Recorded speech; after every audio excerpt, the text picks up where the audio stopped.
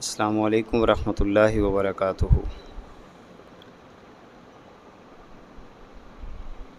الحمد للہ رب العالمین، والصلاة والسلام علی رسولہ الکریم،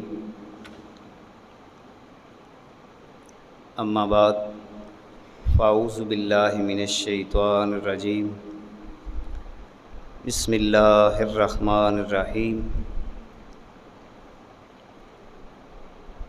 قال اللہ تعالی فی کلامہ المجید، یا ایہا الذین آمنوا لا تقدموا بین یدی اللہ ورسولہ واتقوا اللہ ان اللہ سمیع علیم۔ یا ایہا الذین آمنوا لا ترفعوا اصواتکم فوق صوت النبی ولا تجہروا لہ بالقول کجہر بعضکم لبعض ان تحبط اعمالکم وانتم لا تشعرون۔ صدق اللہ العظیم وبلغنا رسولہ النبی الکریم الرؤوف الرحیم۔ ان اللہ وملائکتہ یصلون علی النبی یا ایہا الذین آمنوا صلوا علیہ وسلموا تسلیما۔ اللہم صلی علی سیدنا وحبیبنا وطبیبنا وراحت قلوبنا ومحبت قلوبنا وقوت قلوبنا وطمانیت قلوبنا وروحانیت قلوبنا محمد و اسم محمد صلی اللہ علیہ وبارک وسلم۔ الصلاۃ والسلام علیک یا رسول اللہ، الصلاۃ والسلام علیک یا حبیب اللہ، وعلی آلک و اصحابک یا رحمۃ للعالمین۔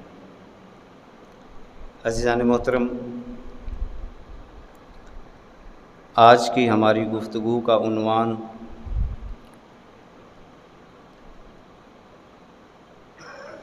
ناموس رسالت مآب صلی اللہ علیہ وبارک وسلم۔ اس عنوان پر امت مسلمہ کی ذمہ داریوں کے حوالہ سے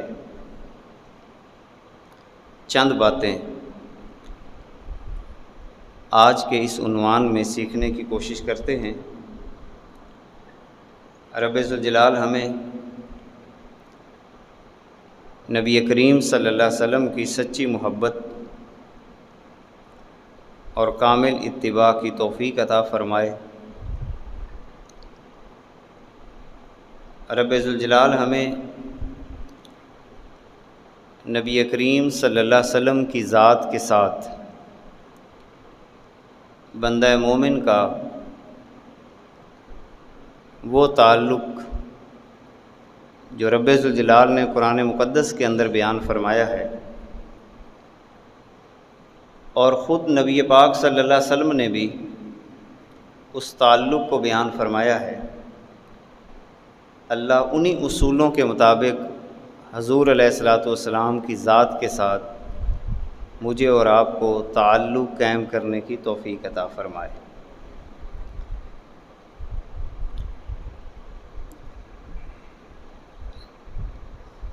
مسلمانوں کی زوال کی تاریخ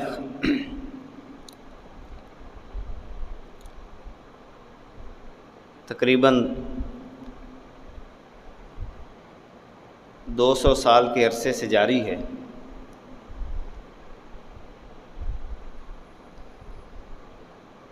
مختلف قسم کے اسلام پر مختلف انداز کے ساتھ حملے کیے گئے۔ کبھی قرآن مقدس کی بے حرمتی کی شکل میں، کبھی اسلام کو ایک منفی مذہب کے طور پر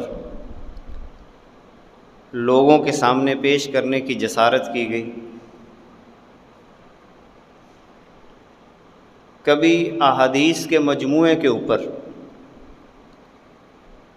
اعتراضات اٹھا کر آقا نعمت صلی اللہ علیہ وسلم کی احادیث سے تعلق کو توڑنے کی کوشش کی گئی، اور کبھی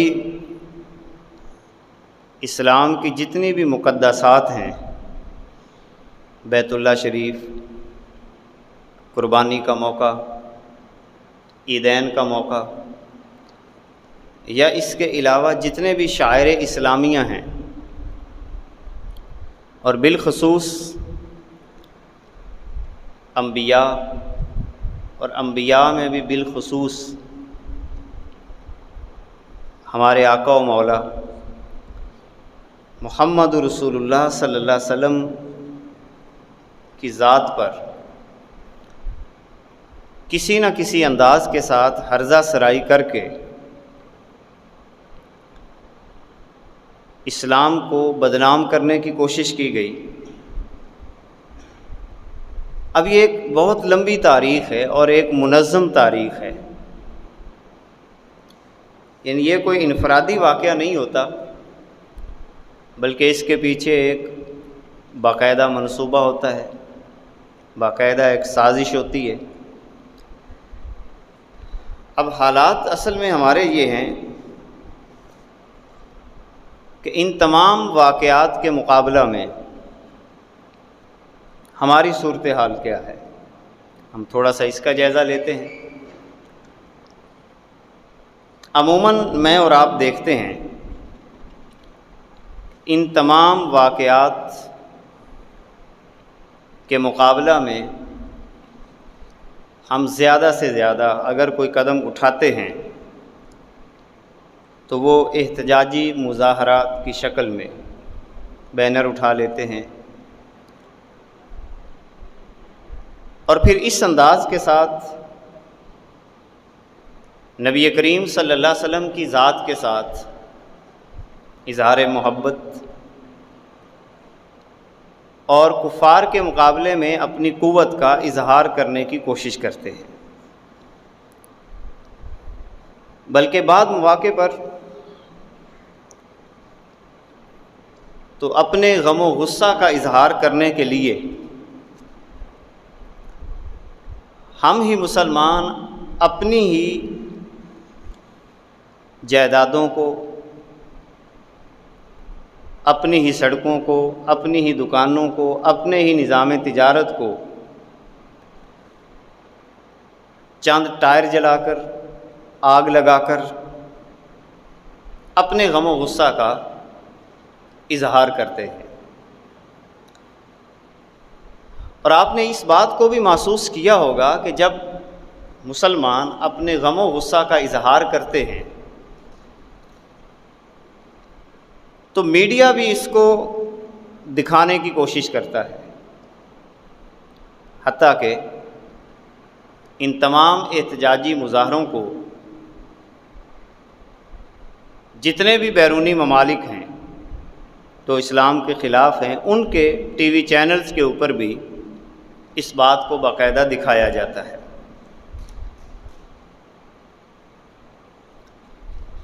اصل میں مسئلہ کچھ اور ہے۔ سوال یہ پیدا ہوتا ہے کیا مسلمانوں کا یہ کام کرنا ان کے لیے کافی ہے؟ کیا اس انداز کے ساتھ مسلمان بحیثیت امت اپنے غلبے کا اظہار کر سکتے ہیں؟ بلکہ یہ بھی ایک سازش ہے کہ ہمیں ان کاموں کی طرف الجھایا گیا کہ یہ صرف احتجاج کریں اور اسی انداز کے ساتھ اپنے غم و غصہ کو مکمل کر کے اپنے گھروں میں بیٹھ جائیں۔ آپ پوری تاریخ پڑھیں مسلمانوں کے عروج کی، خاص طور پر فتح مکہ کے بعد خلافت راشدہ، خلافت عثمانیہ، کہ جو عروج کے ادوار ہیں مسلمانوں کے، یا اگر کسی مقام پر مسلمان مغلوب بھی ہوئے تو احتجاج کا راستہ ہمیں تاریخ کے اندر نہیں ملتا۔ یہ احتجاج بھی بنیادی طور پر، اگرچہ اس رائے سے اختلاف کیا جا سکتا ہے کہ احتجاج کرنا چاہیے یا نہیں کرنا چاہیے، یہ ایک الگ مسئلہ ہے، مگر یہ احتجاج کا راستہ خود مغربی ممالک کا بنایا ہوا ہے،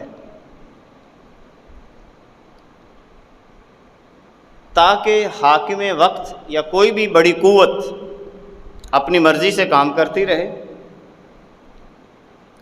اور اس بات کی طرف لوگوں کو لگایا گیا کہ جو مظلوم طبقہ ہے، پسا ہوا طبقہ ہے، وہ کسی بھی حوالے سے ہو، وہ صرف سڑکوں پہ نکل کر چند بینرز اٹھا کر اپنے غم و غصہ کا اظہار کر کے اپنے گھروں میں بیٹھ جائیں، اور حتیٰ کہ بعض جگہوں پر ایسے بھی کیا جاتا ہے کہ احتجاج خود کروا کر اور پھر طاقت کا استعمال کر کے نقصان بھی پہنچایا جاتا ہے۔ لہذا مسئلہ اور جیت یا قوت یہ ہماری نہیں ہے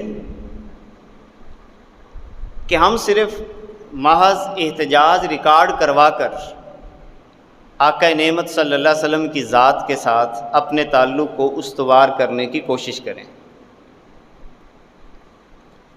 ہمیں بہت بڑی بنیادوں پہ کام کرنا ہوگا۔ اب بڑی بنیادوں پر کام کرنے کے لیے ناموس رسالت صلی اللہ علیہ وبارک وسلم کے عظیم مشن کی تکمیل کے لیے، عظیم مقصد کی تکمیل کے لیے اپنی زندگی کے اندر جب تک ہم کوئی خاص فیصلے نہیں کر پاتے، محض تقریر سن لی، گھروں میں چلے گئے، اپنی عملی زندگی کے اندر نبی کریم صلی اللہ علیہ وسلم کی ذات کا دور دور سے بھی واسطہ نظر نہ آئے، اپنی باہمی گفتگو کے اندر رسالت مآب صلی اللہ علیہ وسلم کے بیان کردہ نظام جو اللہ نے ہمیں عطا کیا، اس نظام کی بات نہ کی جائے، محض چند رسومات کو ادا کر کے یہ سمجھ لیا کہ ہم نے آقا نعمت صلی اللہ علیہ وسلم کی ذات کے ساتھ اپنے تعلق کو استوار کر لیا ہے۔ محفل میلاد کروا لی، درود شریف کی تسبیح پڑھ لی، چند اذکار کر لیے، اور یہ سمجھا کہ میرا حضور کے ساتھ تعلق قائم ہو گیا ہے۔ یقیناً ان چیزوں سے تعلق قائم ضرور ہوتا ہے، یہ ذریعہ ہیں تعلق کے قائم کرنے کا۔ اگر یہی بات ہوتی تعلق کے قائم کرنے کی کہ محض درود شریف کی تسبیحاں، کلمے کی تسبیحاں اور چند نوافل کی ادائیگی کرنے کے بعد اگر اسی کو ہی مکمل دین سمجھا جاتا تو رب ذوالجلال قرآن مقدس کے اندر حضرت عبداللہ ابن سلام رضی اللہ تعالی عنہ کے لیے یہ آیہ مبارکہ کبھی نازل نہ فرماتا، یا ایھا الذین آمنوا ادخلوا فی السلم کافہ۔ حضرت عبداللہ ابن سلام رضی اللہ تعالی عنہ صحابی رسول ہیں، چہرہ مصطفیٰ صلی اللہ علیہ وسلم کی زیارت بھی کرتے ہیں، آقا کریم علیہ الصلوۃ والسلام کی صحبت میں بھی بیٹھتے ہیں، ہم سے بڑی صحبت ان کو ملی ہوئی تھی، نمازیں بھی پڑھتے تھے، ذکر و اذکار بھی کرتے تھے، اور تعلیم یافتہ بھی تھے، عام انسان بھی نہیں تھے، یہودیوں کے بہت بڑے عالم تھے، پہلے تورات اور انجیل کے ماہر تھے، پھر رب ذوالجلال نے اسلام کی دولت عطا کی، مسلمان ہوئے،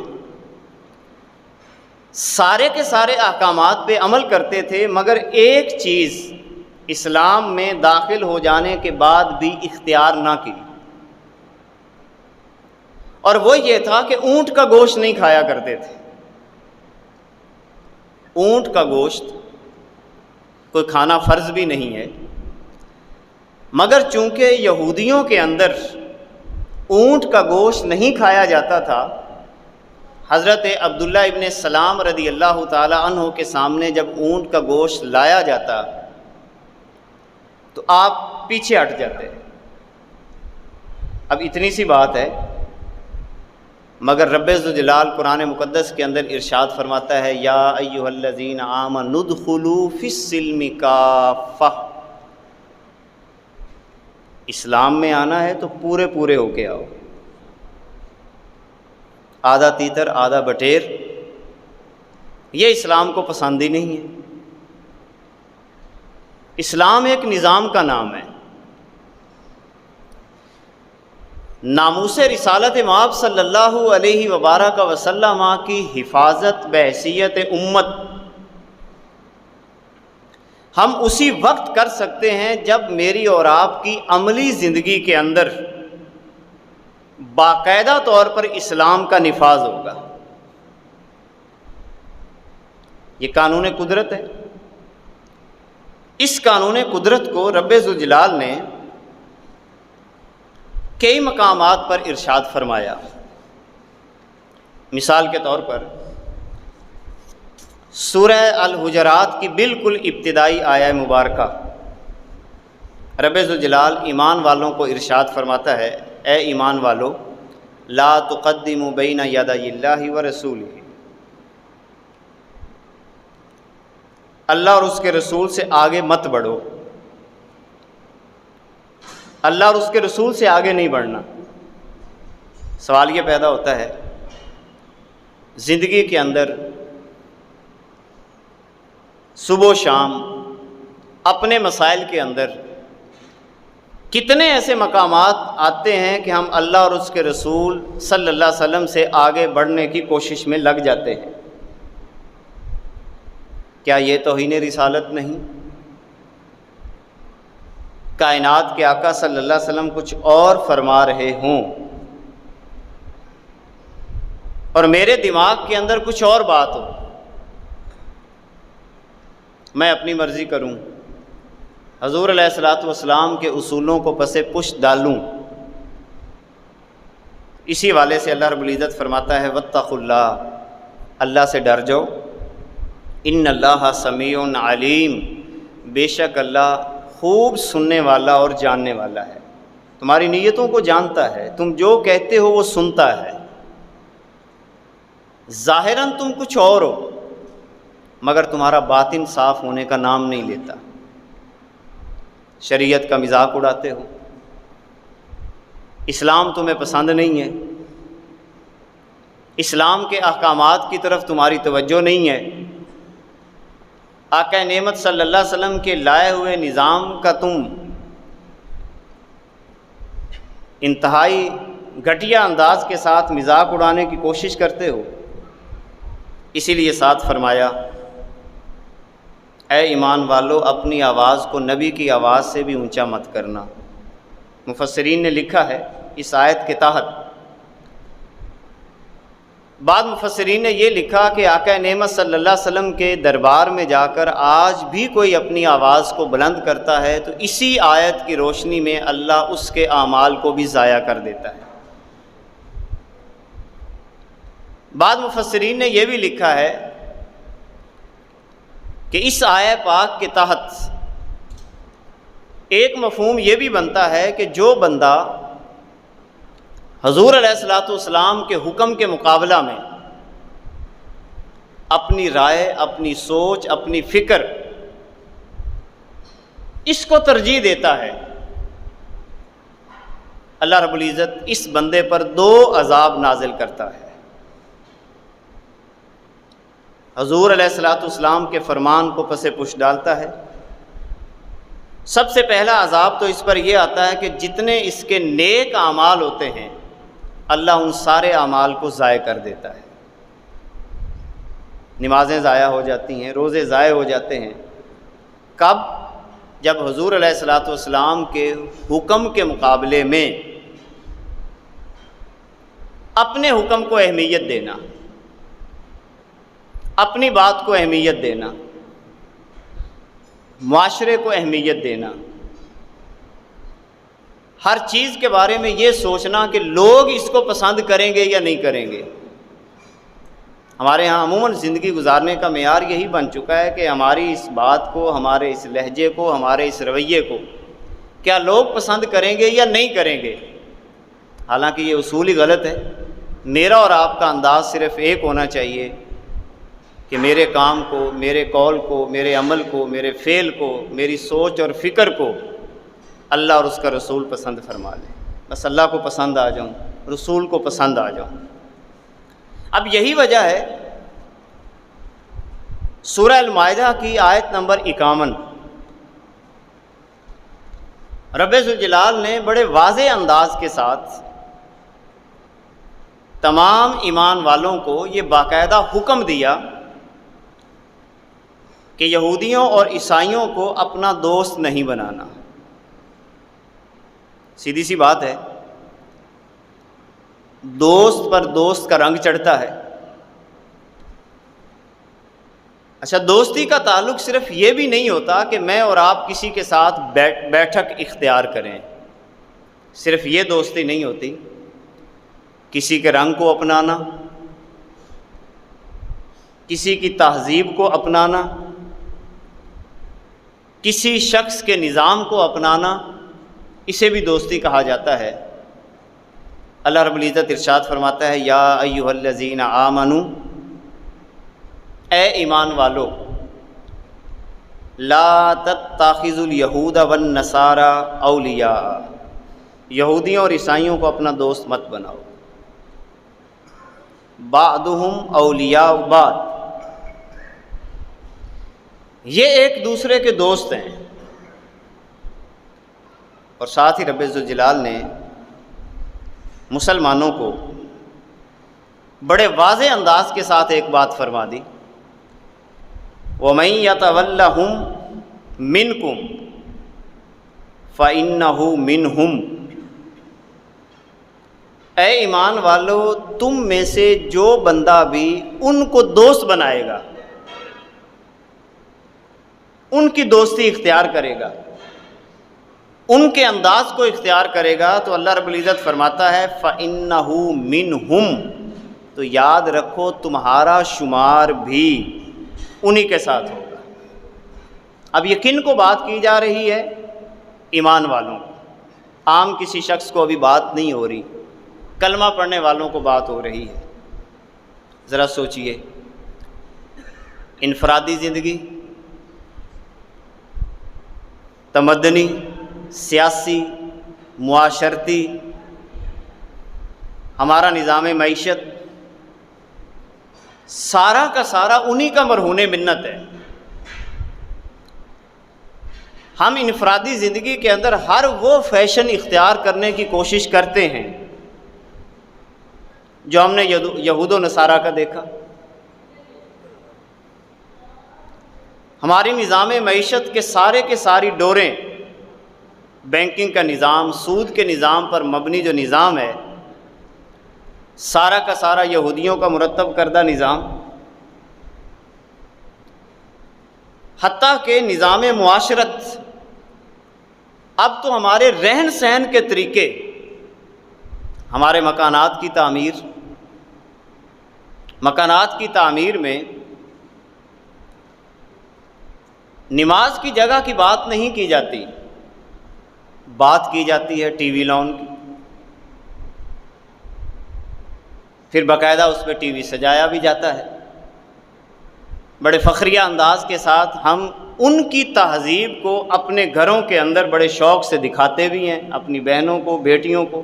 یہ ہماری تہذیب تو نہیں ہے، تو دوستی اور کسے کہتے ہیں؟ یہ تو ایسے ہی ہوا کہ ہم اپنے گھر کے اندر یہودیوں کو بلائیں، عیسائیوں کو بلائیں اور بیٹھ کر کہیں کہ آپ ہمیں اپنی تہذیب بتائیں کہ آپ رہتے کیسے ہیں، آپ کی خواتین کا انداز کیا ہے۔ چلو اس انداز کے ساتھ تو ہم نہیں کرتے، تو کیا ٹی وی کے ذریعے ہمارے گھروں میں ان کی تہذیب نہیں آگے پنپ رہی؟ اسی لیے اللہ رب العزت فرماتا ہے کہ جو ان کی تہذیب کو دوستی کی شکل میں اختیار کرے گا وہ انہی میں سے ہوگا۔ اور ساتھ ہی اللہ رب العزت نے جو جملہ ارشاد فرمایا، ان اللہ لا یہدی القوم الظالمین، اللہ ظلم کرنے والی قوم کو ہدایت نہیں دیتا، ظلم کرنے والی قوم کو ہدایت نہیں مل سکتی۔ اب اس کا مطلب یہ ہوا کہ کفار کی تہذیب کو اپنانا، ان کے انداز کو اختیار کرنا، یہ بھی ظلم ہے۔ اچھا، دوسرے مقام پر رب ذوالجلال سورہ النساء کے اندر ارشاد فرماتا ہے، یا ایھا الذین آمنوا لا تتخذوا الکافرین اولیاء من دون المؤمنین، اے ایمان والو، مومنوں کو چھوڑ کر کافروں کو دوست نہ بناؤ۔ تمہیں تو چاہیے تھا کسی مومن کے پاس بیٹھتے۔ مومن کسے کہتے ہیں؟ صرف ہر کلمہ پڑھنے والے کو مومن نہیں کہتے۔ مومن وہ ہوتا ہے جس کی زبان سے دوسرا محفوظ ہو، اسے مومن کہتے ہیں۔ ذرا غور کیجئے، جس کے پاس آپ بیٹھتے ہیں یا جس کو آپ نے دوست بنایا ہے، کیا اس کی زبان سے دوسرے لوگ محفوظ ہیں؟ مومن وہ ہوتا ہے جس کے ہاتھ سے بھی دوسرے محفوظ ہوں۔ میں اور آپ جس کو دوست بناتے ہیں، کیا اس بندے کے ہاتھ سے دوسرے لوگ محفوظ ہیں؟ اس کی زبان سے محفوظ ہیں؟ مومن لعنت نہیں بیچتا۔ میں نے اور آپ نے جس بندے کو دوست بنایا ہے، کیا وہ لعنت تو نہیں بھیجتا لوگوں کے اوپر؟ مومن تانا نہیں دیتا۔ میں اور آپ جس بندے کو دوست بنا رہے ہیں، کیا لوگوں کو تانے تو نہیں دیتا؟ مومن بے حیا نہیں ہوتا۔ میں اور آپ جس کو دوست بنا رہے ہیں، کیا وہ بے حیائی کے کاموں کے اندر مشغول تو نہیں ہے؟ تو اللہ رب العزت تو فرماتا ہے کہ اے ایمان والو، مومنوں کو چھوڑ کر کفار کو دوست مت بناؤ۔ اتریدون، اللہ کا لہجہ سنیے، اتریدون ان تجعلوا للہ علیکم سلطانا مبینا، کیا تم اللہ تعالیٰ کو اپنے خلاف واضح ثبوت دینا چاہتے ہو؟ یہ کیا بات کی اللہ نے؟ ذرا غور کریں، اس جملے پہ ذرا غور کریں۔ کیا تم اپنے خلاف اللہ کو ثبوت دینا چاہتے ہو؟ کس بات کا ثبوت؟ کہ اللہ تم پہ عذاب نازل کرے؟ اسی لیے کائنات کے آقا صلی اللہ علیہ وسلم نے فرمایا، جب میری امت بے حیا ہو جائے گی، فحاشی بے حیائی کی طرف بڑھے گی، باہمی گفتگو فحاشی پہ، عزتوں کا خیال نہیں ہے، شراب نوشی، کائنات کے آقا صلی اللہ علیہ وسلم نے فرمایا جب میری امت فحاشی میں بڑھے گی تو رب ذوالجلال ان کے اندر ایسی ایسی بیماریوں کو نازل کرے گا کہ ان کے باپ دادا نے بھی نہیں سنی ہوں گی۔ فرمایا جب میری امت زکوٰۃ نہیں دے گی، ذرا غور کیجئے ان جملوں پہ، زکوٰۃ نہیں دے گی،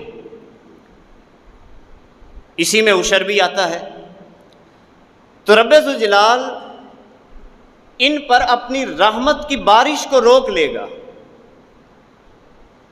کیا ہمارے ساتھ ایسا نہیں ہو رہا؟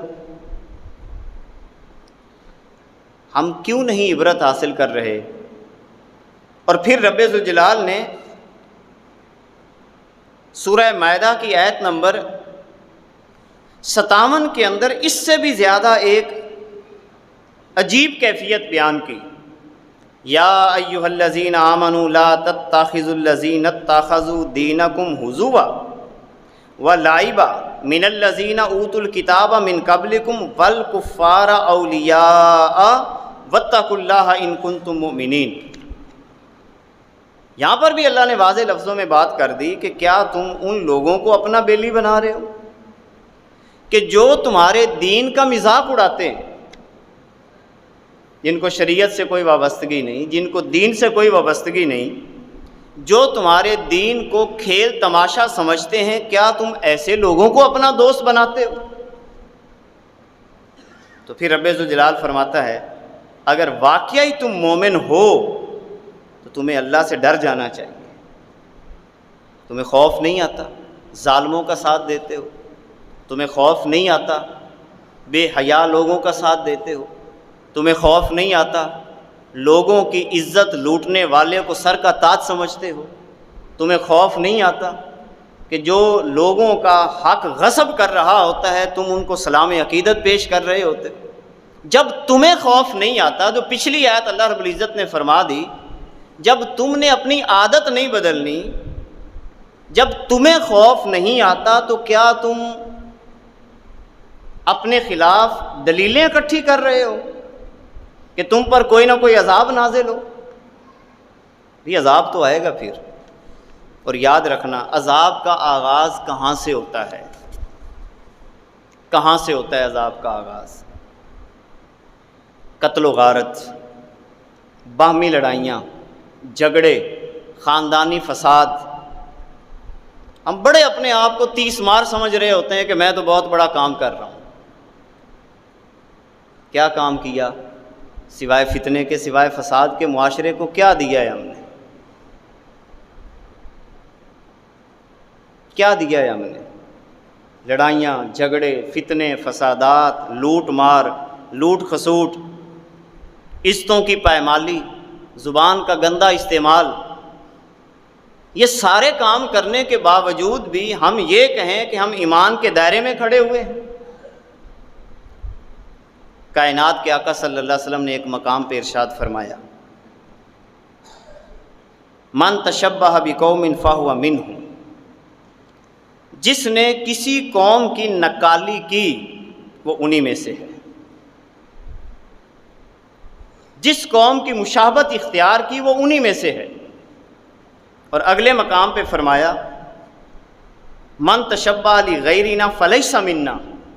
حضور علیہ الصلوۃ والسلام فرماتے ہیں جو پڑھتا تو کلمہ ہو مگر کلمہ پڑھنے کے باوجود میری سنتوں پر، میرے انداز پر عمل کرنے کی بجائے میرے غیروں کی نقالی کرتا ہے، میرے غیروں کی نقل اتارتا ہے، کائنات کے آقا صلی اللہ علیہ وسلم واضح لفظوں میں ارشاد فرماتے ہیں اس کا مجھ محمد سے کوئی تعلق نہیں۔ کلمہ میرا پڑھے، بات یہودی کی مانے، کلمہ میرا پڑھے، انداز عیسائیوں جیسا اختیار کرے، کلمہ میرا پڑھے، اس کی تہذیب، اس کا تمدن، اس کی سیاست، اس کا تمام نظام وہ سارا کا سارا کفار جیسا ہو، تو کائنات کے آقا نے فرمایا پھر مجھ محمد سے کوئی تعلق نہیں۔ وَلَا تَشَبَّهُ بِالْيَهُودِ وَلَا النَّصَارَىٰ، اور پھر کائنات کے آقا نے فرمایا یہودیوں اور عیسائیوں کی مشابہت اختیار نہ کرو۔ ہم کون سی دشمن کو سزا دینا چاہتے ہیں؟ کس بات کی سزا دینا چاہتے ہیں؟ کس انداز کے ساتھ دشمن کو مات دینا چاہتے ہیں؟ ایک ہی اس کا انداز ہے کہ اپنی غیرت کی آگ کے ساتھ ہم ان کو بھسم کر سکتے ہیں، اپنی طبیعتوں سے حب رسول کی حرارت محسوس کروائیں کہ واقعتاً آپ محبت رسول صلی اللہ علیہ وبارک وسلم میں گندے ہوئے ہیں، آپ دین اسلام کے سامنے اپنے سروں کو جھکانے والے ہیں۔ یقین جانیں جب ہم امت کی تاریخ کو پڑھتے ہیں تو بڑے خوبصورت انداز ہمیں نظر آتے ہیں۔ تاریخ طبری میں ایک بڑا خوبصورت واقعہ نقل کیا گیا۔ صحابہ کرام رضوان اللہ علیہم اجمعین جب کسریٰ کے دربار میں سفیر بن کر گئے، حضور علیہ الصلوۃ والسلام نے بطور سفیر بھیجا کسریٰ کے دربار میں، تو اس کے دربار میں بچھے قالینوں پر اپنے نیزے چبھوتے ہوئے گئے۔ قالین بچھے ہوئے تھے،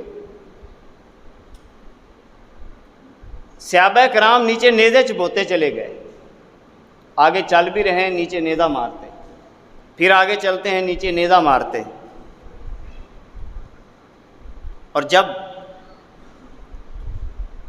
آگے گئے تو دیکھا کہ کسریٰ ریشمی خیمے کے اندر بیٹھا ہوا ہے، ریشم کا خیمہ لگا ہے، ریشم بچھا ہوا ہے اس کے دربار کے اندر۔ تو صحابہ کرام رضوان اللہ علیہم اجمعین نے جب دیکھا کہ یہاں پر ریشم بچھا ہوا ہے، ریشم کی کیفیت ہے، تو صحابہ کرام نے کیا کیا؟ بیٹھنے سے انکار کر دیا کہ ہم تیرے اس ریشم پہ نہیں بیٹھ سکتے۔ جب پوچھا گیا آپ اس ریشم پہ کیوں نہیں بیٹھ رہے، یہ ہوتی ہے تہذیب، یہ ہوتی ہے مسلمان کی شان کہ وہ بتائے کہ میں محمد عربی کا غلام ہوں، وہ بتائے اپنی طبیعت سے کہ میں محمد عربی کا ماننے والا ہوں۔ کہا کہ ہم ریشم پہ اس لیے نہیں بیٹھتے کہ ہمارے نبی صلی اللہ علیہ وسلم نے ریشم پر بیٹھنا حرام قرار دیا ہے، ریشم پر بیٹھنا حرام قرار دیا، ہم نہیں بیٹھ سکتے۔ بادشاہ ہے، بادشاہ تو اپنی جگہ پہ۔ میں بڑے پیار سے کہتا ہوں جو محمد عربی کو ماننے والے ہوتے ہیں وہ خود ہی بادشاہ ہوا کرتے ہیں، وہ کسی کے محکوم نہیں ہوتے، وہ خود بادشاہ ہوتے ہیں۔ تخت سکندری پہ وہ تھوکتے نہیں، بستر لگا ہے آقا جن کا تیری گلی میں۔ جو حضور کے دیوانے ہوتے ہیں وہ خود بادشاہ ہوا کرتے ہیں۔ آپ اندازہ لگائیں، جب کسریٰ کے دربار میں کھانا چل رہا تھا تو کھانا کھاتے ہوئے ایک ریزہ نیچے گر گیا۔ اندازہ لگائیں، بندہ کسی بڑے کے سامنے بیٹھا ہو اور بادشاہ کے سامنے بیٹھا ہو، روٹی کا ٹکڑا گر جائے، کوئی ریزہ گر جائے تو بندہ ہتک بعض دفعہ محسوس کرتا ہے کہ اب میں اس کو اٹھاؤں۔ حضرت حذیفہ بن یمان رضی اللہ تعالی عنہ، آپ کھانا کھا رہے تھے، بادشاہ کسریٰ کفار کا بادشاہ سامنے بیٹھا ہوا ہے، ریزہ نیچے گرتا ہے، آپ فوراً اس کو اٹھا لیتے ہیں۔ اور ایک بڑا پیارا جملہ وہاں پہ آپ نے ارشاد فرمایا، آپ نے فرمایا کہ میں ان بے وقوفوں کا لحاظ کرنے کے لیے کیا اپنے نبی کی سنت کو چھوڑ دوں؟ جملہ ذرا دوبارہ سنیے، کیا میں ان بے وقوفوں کا لحاظ کرنے کے لیے، یعنی بیٹھا بادشاہ ہے اور حذیفہ بن یمان رضی اللہ تعالیٰ عنہ کی زبان مبارک پر جملہ کتنا جاندار ہے کہ میں ان بے وقوفوں کا لحاظ کرنے کے لیے کیا اپنے نبی کی سنت کو چھوڑ دوں؟ اور جو نبی کی سنت کو چھوڑتا ہے اس سے بڑا بے وقوف اور کون ہو سکتا ہے؟ ہم نے اپنے نبی کے طریقے کو چھوڑا، انداز کو چھوڑا، اور صرف اس انداز کے ساتھ رہ گئے کہ ہم احتجاج کر لیں۔ اللہ رب العزت تو قرآن مقدس کے اندر فرماتا ہے وَلَن تَرْضَىٰ عَنْكَ الْيَهُودُ وَلَا النَّصَارَىٰ حَتَّىٰ تَتَّبِعَ مِلَّتَهُمْ۔ یہ یہودی، یہ عیسائی آپ سے ہرگز راضی نہیں ہو سکتے جب تک کہ آپ ان کی ملت کو اختیار نہ کر لیں۔ کب تک ہم ان کی ملت کو اختیار کریں گے؟ ہمارا مقننہ، عدلیہ، کوئی ایسا شعبہ ہے جس کے بارے میں ہم بتا سکیں کہ یہ اسلامی ماڈل ہے؟ کس کے خلاف احتجاج کرنا ہے؟ پہلے تو اپنے خلاف احتجاج کریں نا۔ کیا انداز ہمارا ہو گیا؟ علامہ اقبال نے ضرب کلیم کے اندر ایک چند الفاظ پہ مشتمل ایک مسلمانوں کو ابھارنے کے لیے کہ تمہاری حیثیت اور اوقات کیا تھی، تم کیا ہو گئے، نظر اللہ پہ رکھتا ہے مسلمان غیور، نظر اللہ پہ رکھتا ہے مسلمان غیور، موت کیا شے ہے فقط عالم معنی کا سفر۔ موت کیا شے ہے؟ آئے بھی اس کی مرضی سے، اگلے لمحے چلے جائیں گے۔ موت کیا شے ہے؟ کون سا ہمیشہ رہنا ہے؟ موت کیا شے ہے فقط عالم معنی کا سفر، ان شہیدوں کی دیت اہل کلیسا سے نہ مانگ، ان شہیدوں کی دیت اہل کلیسا عیسائیوں سے نہ مانگ، قدر و قیمت میں ہے خون جن کا حرم سے بڑھ کر، مومن کا خون حرم سے بڑھ کر ہے۔ کشمیر میں مومن مر رہا ہے، افغانستان کے اندر ہمارے ساتھ کیا ہوا، ہندوستان کے اندر مسلمانوں کے ساتھ کیا ہو رہا ہے، اور ہمارا مسئلے کیا ہیں؟ لوٹ لو، کھا جاؤ، مار ڈالو، کسی کو بے عزت کر دو، یہی ہمارے مسئلے۔ کبھی حضور کے دین کے بارے میں سوچا؟ کبھی بیٹھ کے سوچا کہ ہمارے دین کے ساتھ کیا کھلواڑ کیا جا رہا ہے؟ بس 1 ایکڑ نہیں تو 2 ایکڑ ہو جائیں، 2 ایکڑ نہیں تو 3 ایکڑ ہو جائیں، قبضے کر لو، چوریاں کر لو، ڈکیٹیاں مار لو، کھا جاؤ، پی جاؤ، ظلم کر لو، زیادتی کر لو، یہی ہمارے عناوین ہیں ساری گفتگو کے۔ اس کے علاوہ بھی کوئی ہمارا کام رہ گیا ہے باقی؟ بس کھانا پینا اور موج اڑانا، بس یہی کام زندگی کا باقی رہ گیا ہے۔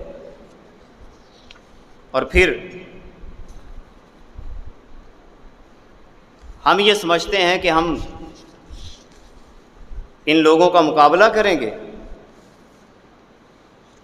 کیسے مقابلہ کریں گے؟ وہ تعلیم جو بندے کو اپنے رب سے ملا دے، جو خالق اور بندے میں تعلق کو قائم کرتی ہے۔ مگر تعلیم کی کیفیت کیا ہے؟ آج آپ لسٹ بنائیں، اپنے گھروں کی لسٹ بنائیں، رشتہ داروں کی لسٹ بنائیں۔ ہر بندے کی خواہش ہے، نبی کے امتی کی خواہش، کہ میرا بچہ کیمبرج اور آکسفورڈ کے شیطانی نظام تعلیم کے اندر تربیت حاصل کرے۔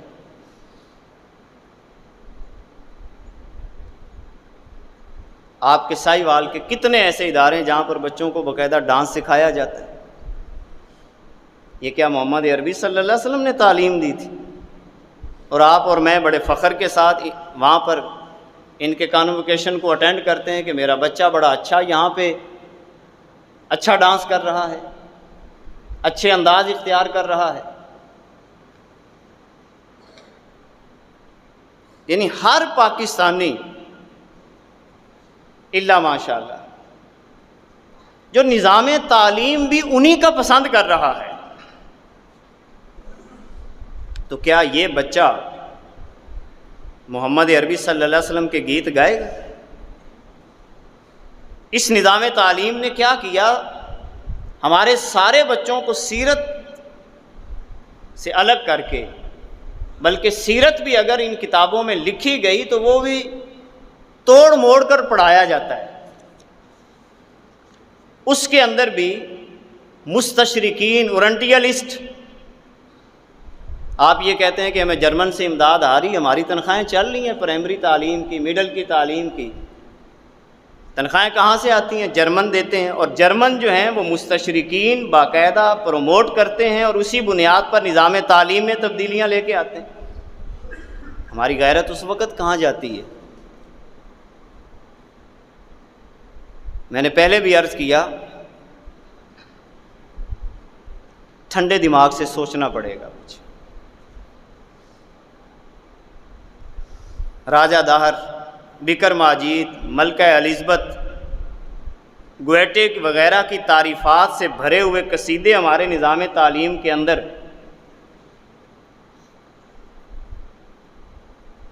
میٹرک کی کتاب اٹھائیں، ایف اے کی انگلش کی کتاب اٹھائیں، بی اے کا لٹریچر آپ اٹھائیں، آپ کو کیا ملے گا وہاں پہ؟ کیا آپ کو وہاں پہ خالد ابن ولید رضی اللہ تعالیٰ عنہ کی جرأت کے قصے ملیں گے؟ حضرت خدیجہ رضی اللہ تعالیٰ عنہا جو اپنے شوہر کے لیے قربانیاں دیتی ہیں، کیا اس عظیم خاتون کے قصے ملیں گے آپ کو؟ یا کوئی وہاں پر استاد ان قصوں کو پڑھاتا ہے؟ خدا کے بندو، کس دنیا میں ہم چلے گئے ہیں؟ کس دنیا میں چلے گئے ہیں؟ اپنے حصے کا دیا جلاؤ، آگے بڑھو۔ سب سے پہلے اپنی طبیعت سے اس کا آغاز کیجیے۔ لیڈی ڈیانا، مائیکل جیکسن بچوں کی زبانوں پہ عام ہے۔ آج کوئی 2-4 سیرت کے سوال کر لیے جائیں، کسی بچے کی زبان پہ جواب ہی نہیں آئے گا۔ کائنات کی عظیم ترین شخصیت جن کے بارے میں میرا اور آپ کا دعویٰ ہے کہ ہم حضور سے محبت کرتے ہیں، یہ کیسی محبت ہے یار؟ کیسی محبت ہے ہماری کہ ہم حضور علیہ الصلوۃ والسلام کے ایک فرمان کے آگے بھی اپنا سر جھکانے کے لیے تیار ہی نہیں ہیں۔ اگر یہاں پہ حضور آئیں اور آپ کو آ کے ایک جملہ کہیں کہ بھئی ناجائز قبضے چھوڑ دو، آپ میں سے کون ایسا جرأت مند آدمی ہے کہ جی یا رسول اللہ صلی اللہ علیہ وسلم میں ابھی تیار ہوں؟ تو اللہ کے نبی نے تو یہ فرمان پہلے ہی فرما دیے ہیں، تو ہمیں ہماری کانوں میں جوں تک نہیں رینگتی کہ میرے نبی نے منع کیا ہے۔ حق سمجھتے ہیں اپنا، چودراہٹ سمجھتے ہیں اپنی اس چیز کو، اپنا ترہ امتیاز بڑا سمجھنا چاہ رہے ہیں کہ شاید اس سے ہمارا ترہ بڑا ہو جائے گا۔ اللہ کو یہ تو ادا پسند نہیں ہے، میرے کریم آقا صلی اللہ علیہ وسلم کو تو یہ ادا پسند نہیں ہے۔ فساد ہم پیدا کریں، لڑائیاں ہم پیدا کریں، جھگڑے ہم پیدا کریں، لوگوں کے درمیان محبت بانٹنے کی بجائے نفرت کا ماحول ہم پیدا کرنے کی کوشش کریں، تو پھر کون ہوگا جو اپنے بچوں کو امام مالک بن انس کی کہانیاں سنائے گا؟ امام احمد بن حنبل کی تاریخ کون بتائے گا؟ امام ابو حنیفہ کی تاریخ کون بتائے گا؟ کون بتائے گا کہ امام بخاری وہ انسان ہے کہ جن کو رب ذوالجلال نے یہ صلاحیت عطا کی کہ 10 لاکھ حدیثیں ان کو اللہ رب العزت نے عطا فرمائی؟ کون بتائے گا؟ کون بتائے گا آپ کو کہ امام محمد رحمۃ اللہ تعالی علیہ کو حاکم وقت نے کنویں میں قید کیا، مگر پڑھانے کا نظام پھر بھی نہیں چھوڑا، کنویں میں بیٹھ کر اپنے شاگردوں کو پڑھاتے رہے، اور شاگرد کنویں کی منڈیر پہ بیٹھ کر وہ لکھتے رہے، جو کتاب مرتب ہوئی 80 جلدوں پہ مشتمل تھی۔